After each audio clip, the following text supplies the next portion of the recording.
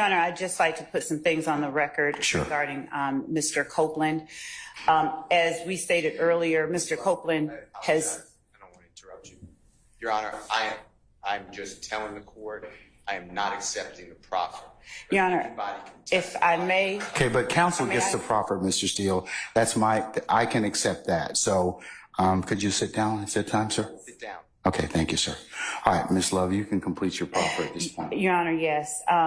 Just to relate to the court the observations that members of our office have made throughout the course of this morning and throughout the time that we've been dealing with Mr. Copeland. Our cause for concern is Mr. Copeland's communication that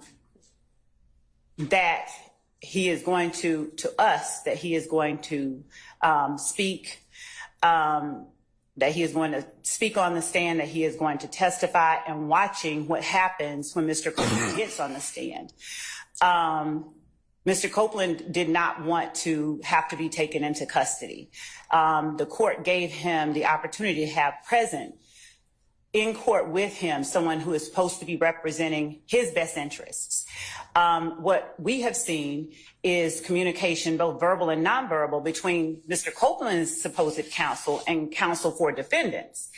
And a look as if I tried from Mr. Copeland's supposed counsel in the direction of counsel for the defendants after Mr. Melnick attempted to assert for Mr. Copeland.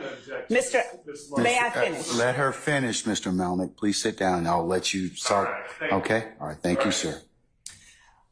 While Mr. Copeland is on the stand stating that he wants to testify, that he will testify rather. So we are watching, and Mr. Melnick, I believe it may even be captured on film. The court can look at it. Mr. Melnick turns to the direction of counsel for the defendants and motions like, that's it.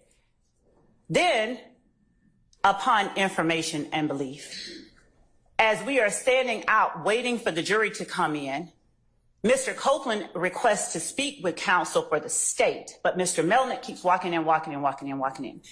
Then, as does he at any point in time tell you I'm not going to testify? I'm invoke the Fifth Amendment. No. As what happens, as Mr. Copeland requested to speak with the state, Mr. Melnick keeps going in regardless of Mr. Copeland's request to speak with the state. And then we learn that Mr. Melnick tells Mr. Copeland they are going to hammer you.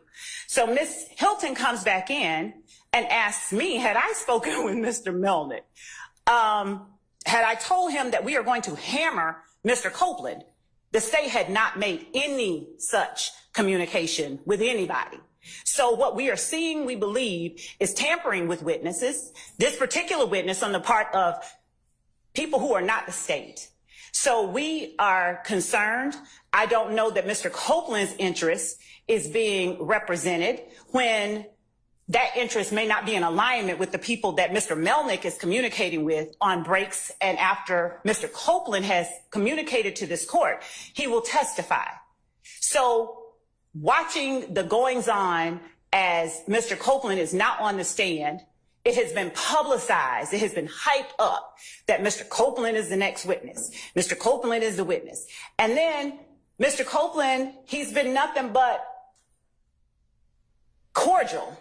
He's been nothing but communicative with Ms. Hilton during the time that she has been interviewing him and speaking with him. And the reason Ms. Hilton was not in here just now when the jury came out is that Mr. Copeland asked to speak with Ms. Hilton.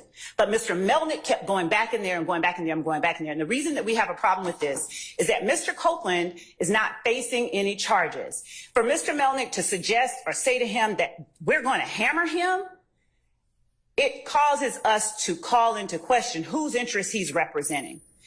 And so we would ask that, you know, what I haven't even thought of in my mind an appropriate remedy at this point, because it is wrong for parties to inject themselves on behalf of purportedly one person. And I don't know, I guess they're, you know, I don't know what's going on, but I can say that this entire day starting from the point at which Mr. Melnick is invoking Mr. Copeland's Fifth Amendment right after Mr. Copeland has said he's going to testify, has gone a little off rails, and it's a little bit concerning.